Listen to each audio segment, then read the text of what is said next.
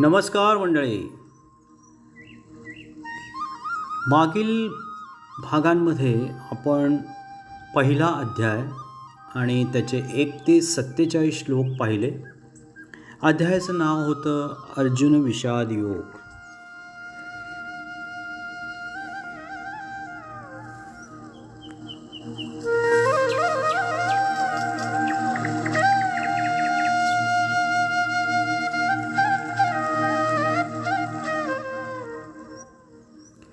या अध्यायाच्या एकंदरीत सारांशाबद्दल सांगण्याआधी आपण एक कथा ऐकूया. युद्धाच्या पूर्वी दुर्योधन आणि अर्जुन श्रीकृष्णाचे आशीर्वाद घेण्यासाठी त्याच्याकडे गेले. त्यावेळी श्रीकृष्ण विश्रांती घेत होते. दुर्योधन गेला आणि तो श्रीकृष्णाच्या मस्तका शेजारी बसला. तर अर्जुन गेला आणि श्रीकृष्णाच्या पायाजवळ बसला. श्रीकृष्ण जागा झाल्यावरती त्याने डोळे उघडून बघितले तर साहजिकच त्याला पायाजवळ बसलेला अर्जुन आधी दिसला. त्याने अर्जुनाला विचारलं की त्याचं येण्याचं प्रयोजन काय होतं.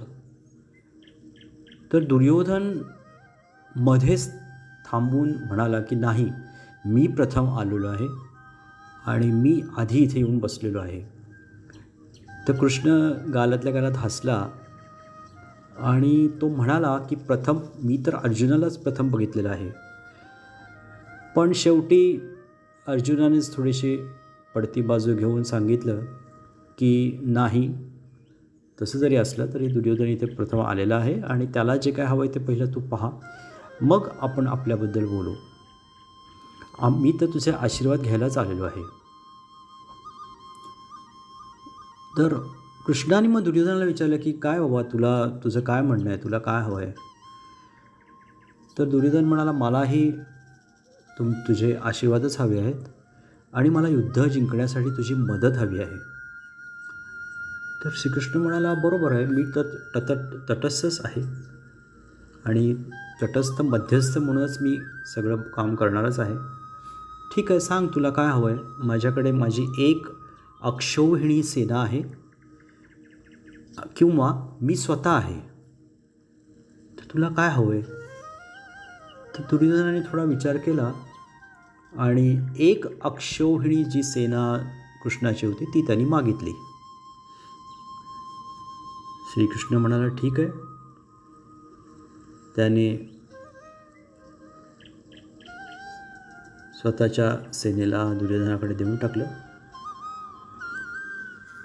आणि स्वतःच्या सैन्याला दुर्योधनाकडे देऊन स्वतः तो अर्जुनाबरोबर राहिला.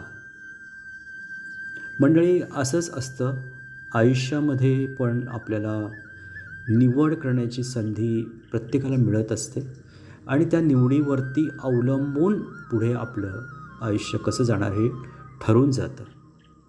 एक अक्षौहिणी सेना म्हणजे काय, तर यामध्ये 21,870 रथ असतात. तेवढेच हत्ती असतात, 21,870 हत्ती.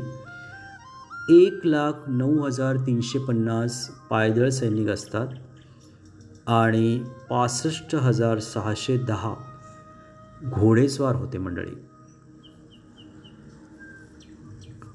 पहिल्या अध्यायात बघितलं आपण की अर्जुनाची मानसिक स्थिती कशी झाली. समोर तर सगळे आपले आप्तच दिसत आहेत, नातेवाईक, गुरु, मित्र, ते सगळे त्याच्या विरोधात उभे आहेत आणि अशा परिस्थितीत तो पूर्णपणे गोंधळून गेलेला बघितला आपण. आणि मग श्रीकृष्ण त्याची समजूत घालतायत, त्याला उपदेश करतायत, परिस्थिती समजावून सांगतायत. अशा प्रकारे पहिला अध्याय संपलेला आहे मंडळी. आता द्वितीय अध्याय जो आहे तो सांख्य योग आहे. तो आपण पुढील भागामध्ये पाहू. ओम नमो भगवते वासुदेवाय.